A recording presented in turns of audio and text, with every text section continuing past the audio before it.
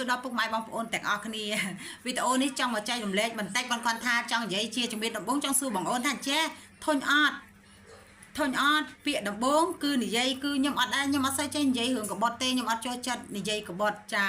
នឹងទី1រឿងទី2មានឆ្ងល់អត់ថាចែហ្នឹងឃើញផងម្ដងណាឃើញតែពាក់អាវដែរតែ2 3កាផ្លេហ្នឹងអត់មានកៅអៅផ្លាច់អីពាក់ហ្នឹងហើយបងអូនចង់និយាយថាចេះខ្ញុំវាខ្ជិលថា